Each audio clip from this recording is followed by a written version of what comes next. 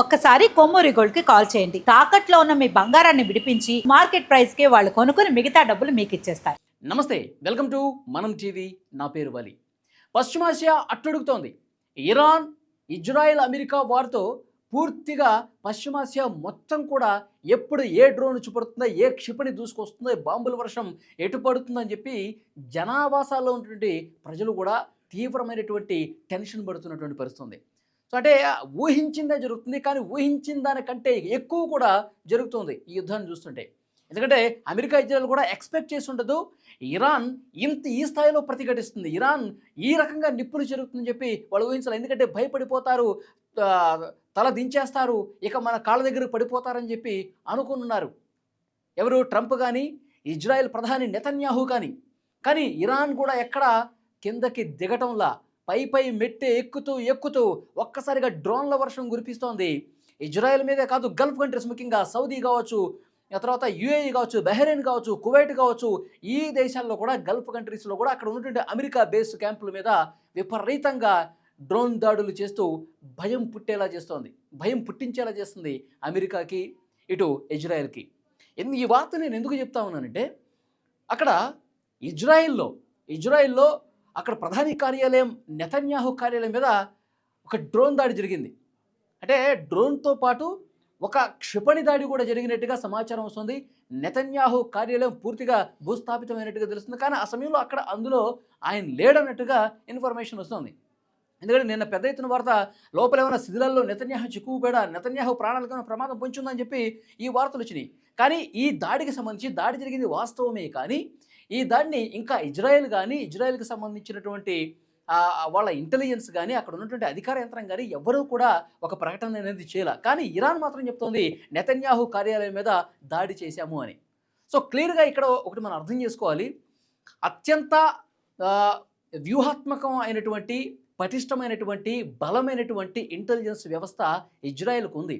మొసాదు ఇప్పుడు మనకి రా ఎట్లయితే ఉందో ఇండియాకి, అక్కడ ఇజ్రాయెల్ కూడా అత్యంత బలమైనటువంటి ఇంటెలిజెన్స్. వాళ్ళు అన్ని కోణాల్లో ఆలోచిస్తారు, పదునైనటువంటి వాళ్ళ దగ్గర ఆయుధాలు ఉన్నాయి. ఒకవైపు ఇంటెలిజెన్స్ విభాగం కూడా తెలివైనటువంటి ఇంటెలిజెన్స్ విభాగం మొసాదు, వాళ్ళకి అత్యంత ఆధునికమైనటువంటి టెక్నాలజీ కూడా ఉంది.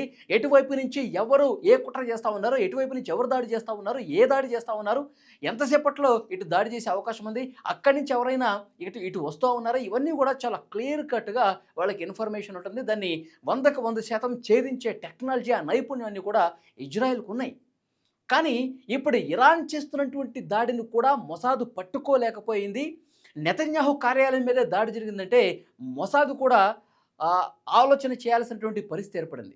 సో ప్రస్తుతం అలాంటి ఒక సమాచారం అయితే వస్తుంది. ఎందుకంటే ఇరాన్ ఎక్కడ కూడా తగ్గట్లా. ఖమేనీ చనిపోయిన తర్వాత, సుప్రీం లీడర్ ఖమేనీ కన్ను మూసిన తర్వాత, అతని మీద దాడి జరిగిన తర్వాత కింద ఉన్నటువంటి వ్యవస్థలన్నీ కూడా, ఇటు అధికార యంత్రాంగం కావచ్చు, వాళ్ళ ఇంటెలిజెన్స్ ఏదైతే ఉందో వాళ్ళు కావచ్చు, తర్వాత భద్రతా బలగాలు, ఏది రెవల్యూషనరీ గార్డ్స్ ఏవైతే ఉన్నాయో వాళ్ళు కూడా నిరసించిపోతారు.